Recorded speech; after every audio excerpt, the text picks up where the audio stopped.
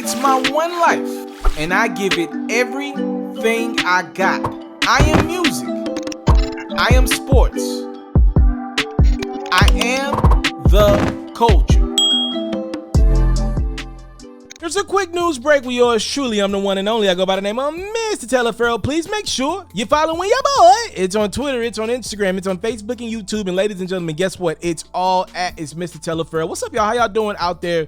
If you have not done so, right below this video is a subscribe button. I would genuinely appreciate if you hit that button and turn the notification bell on. That way, every time I post an episode, y'all get that intel first. So I know a lot of outlets are choosing not to report on this. I know a lot of black outlets, radio stations, media companies are choosing to look the other way on this one. I will not do that, even if it's people that we really love.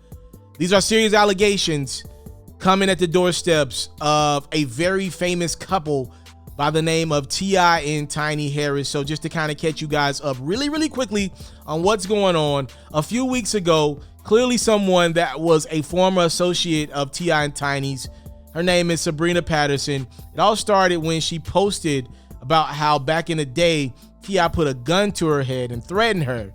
From there, it looks like she got a lot of women to reach out to her and pretty much tell their horror stories of experiences with T.I. and Tiny over the years. T.I. did do a video a few weeks ago, pretty much saying whatever him and his wife opt to do in their bedroom is their business, and anything that they have participated in was consensual. So these women have gotten an attorney, and his name is Tyrone Blackburn.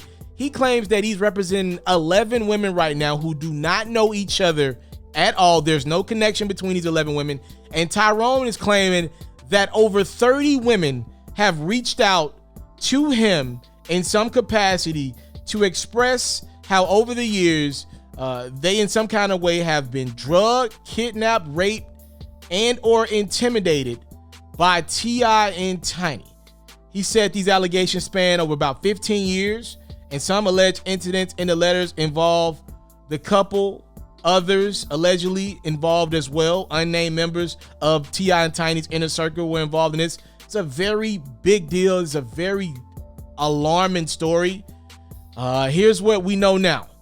Behind the scenes, according to Tyrone, T.I. and Tiny's attorney by the name of Steve Sato has reached out, and he has adamantly denied these unsustained and baseless allegations that are being made against his clients, T.I. and Tiny.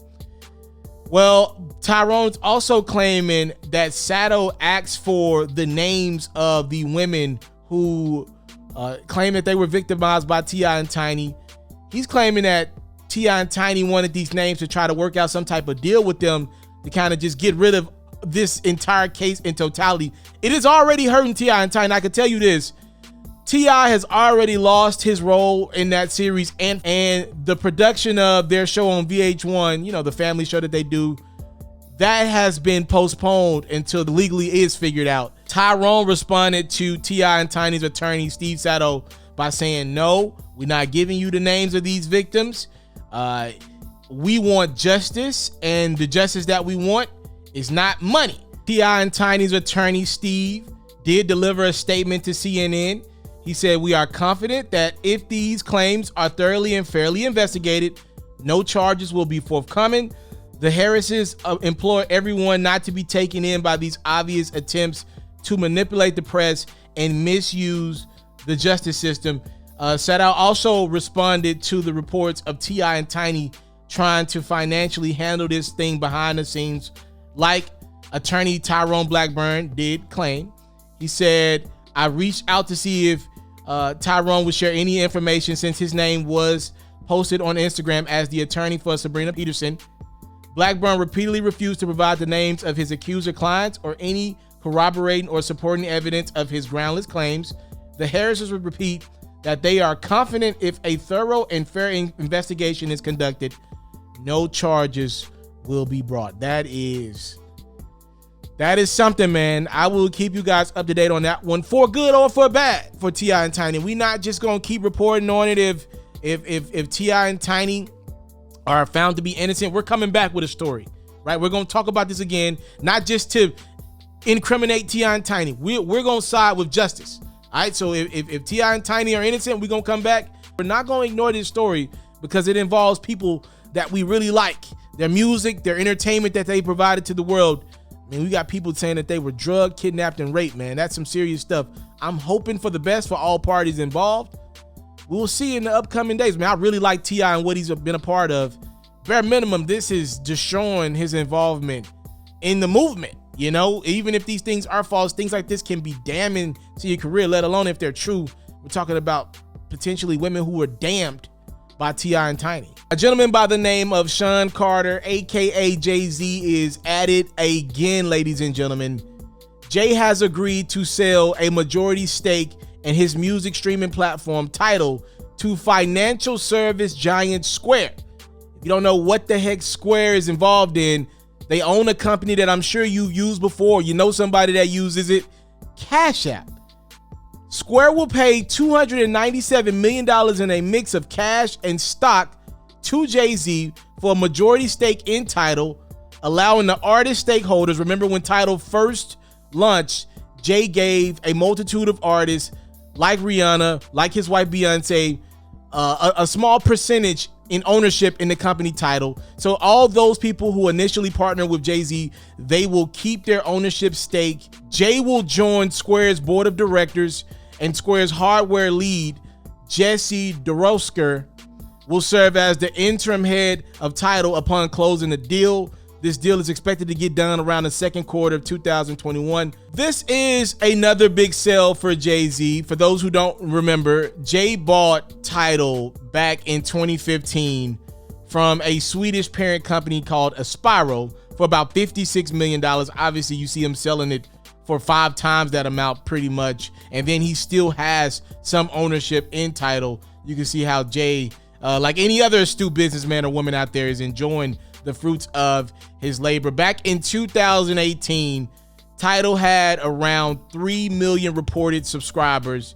They actually stopped after that announcement. They actually stopped telling people how many subscribers they got, because you got companies like Spotify that got 20 million subscribers. So I don't think Tidal wanted to play that game. But when you incorporate the fact that a financial giant like Square is going to get involved with Tidal, you can see where this is going. We'll get more into that in a second. I do want to read statements from the CEO and co-founder of Square, Jack Dorsey, who has been in constant communication with Jay. As a matter of fact, I've seen the paparazzi catch both of these gentlemen out together on yachts and all type of stuff over the years.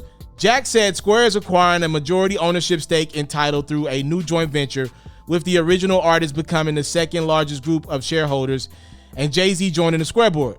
Why would a music streaming company and a financial services company join forces? Exclamation point and question mark. I'm grateful for Jay's vision, his wisdom, and leadership. I knew Tidal was something special as soon as I experienced it, and I'm inspired to work with him. He'll now help lead our entire company, including Seller and the Cash App, as soon as the deal closes. Jay-Z also, in a rare instance, got on his Twitter account and dropped this statement. He said, "This partnership will be a game changer for many. I look forward to all this new chapter has to offer. Jack is one of the greatest minds of our times, and our many discussions about Tidal's endless possibilities have made me even more inspired about his future. This shared vision makes me even more excited to join the Square board. I said from the beginning that Tidal was about more than just streaming music, and 6 years later, it has remained a platform that supports artists at every point in their career. Artists deserve better tools to assist them in their creative journey."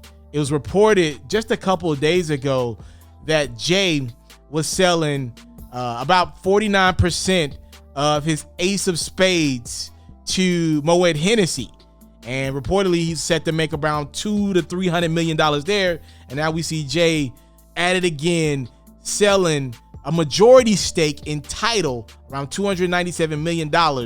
He will be getting, and when you incorporate stocks and cash and all that stuff, he's selling that majority stake to Square, which again owns Cash App.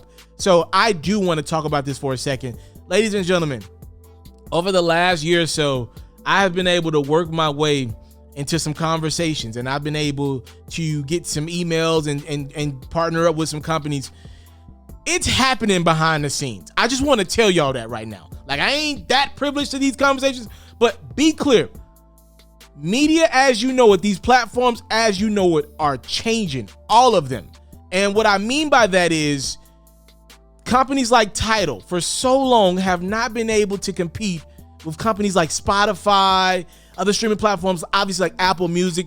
Just be real about it. To me, the interface on Apple and Spotify are much better than Tidal's. But Tidal cares about the artist more than Apple or Spotify have shown us to, at least unless you're like the Drake level artist. So what way can Tidal combat that? What way can Jay-Z combat that? Jack Dorsey, how can they compete with Apple Music and Spotify?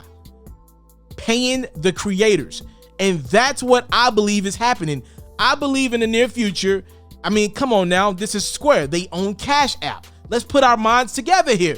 Cash App, Tidal, they're about to make it more lucrative for artists in the near future. There's going to be more ways for artists to make money. Now, those details will obviously be announced in the future. I don't know if it'll be subscription-based or deals where fans can sign up and subscribe to their favorite artists. Will fans be able to tip artists? And maybe does that mean artists give fans that tip more, or pay for a certain subscription?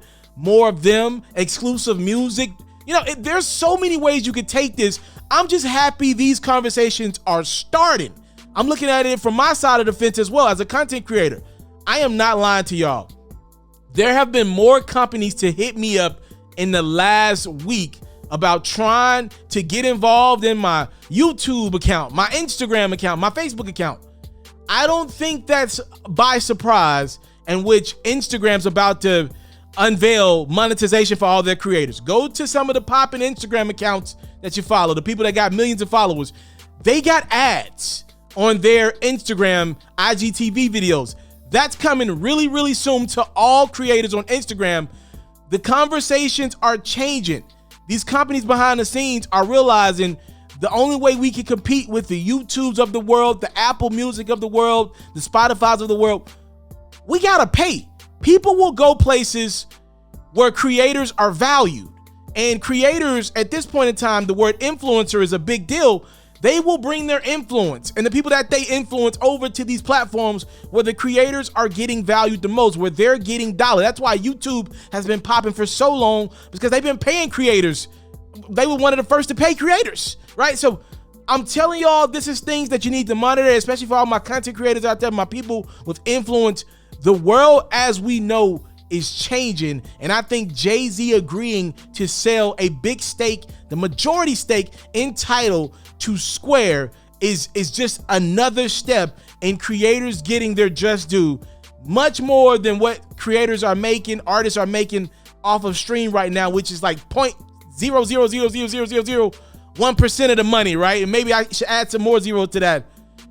This is the conversations that we all knew should have happened for quite some time. They're happening now. Creators are being valued a lot more today than they were yesterday. And last but not least, I wanted to post this because I know I do get a bad rep from time to time of repping for my hometown of Memphis, Tennessee a little too much. Y'all see me talk about Paper Route Empire and CMG a lot, but that's where I'm from. And not only do I rep for Memphis, I think Memphis is the most slept on city musically, period. I've always felt that way.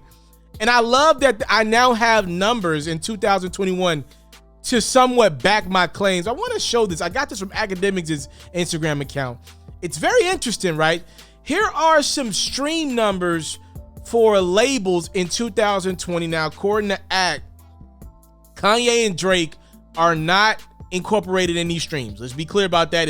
If Drake streams was in here, obviously OVO would be number one, and I'm sure Good Music would be number two if Kanye was incorporated in. I'm not sure why they're not in it, but check out these streaming numbers for notable labels in the game. Obviously, Quality Control, they got the Migos, and then Lil Baby had the year of his life last year, and then also City Girls were popping as well. They've been popping over the last couple years. So they're number one with over 4 billion streams. But check out who is at number 2. Again, Young Money's 3, no Drake. Number 2 on this list is none other than Yo Gotti CMG with 3.5 billion streams. I'm sure that shocks a lot of people, but if you are from Memphis, if you're from the South, it's not a shocker to you. Obviously, we know Gotti's music is going to do a good, consistent amount of streams for the rest of his life because we stuck in that cocaine music series. We can't get out of it. But I'm sure artists like Moneybagg Yo and the impactful 2020 that he had was heavily incorporated in this number as well. Youngster does pretty good streams. He's got some records that stream well over years, like Booty, Gang Gang, that birthday record. Also, 42 Dugg is co-signed to that CMG label. I'm sure his streams last year were incorporated as well. A couple other artists that round out the label. I just wanted to put that out there. I know obviously we could look down the list and say, yeah, you know, it's a pretty good place to be if you're CMG. I just want to shine some light on that. Dreamville's on this list. MMG's on this list. The fact that CMG is over these labels, I'm just saying, I'm just putting some eyes towards what's going on. These ain't my numbers. Y'all let me know what y'all think about it. How important is CMG in the game today? Now, obviously, I know down south gonna ride, but y'all let me know all over, where do you have CMG in the game today from a label standpoint? Not the majors, but like artist-created labels. Let me know in the comment box below. And I think with that being said, we're going to get on out of here in this quick news break with yours truly. I'm the one and only. I go by the name of Mr. TALIAFERRO. I thank you guys so much for the time, love, and support. Is what I will never, and I mean never, take for granted. Salute. I'm out. Catch 4 new episodes of Ferro's music-based platform every day only on YouTube at It's Mr. TALIAFERRO. You can also find clips, updates, giveaways, and more on Facebook, Instagram, and Twitter, also at It's Mr. TALIAFERRO. For all basketball fans, make sure you tune in to Ferro's daily highlights, reports, and commentary on YouTube at HoopsFerro, and even more updates on Facebook, Instagram, and Twitter at HoopsFerro as well.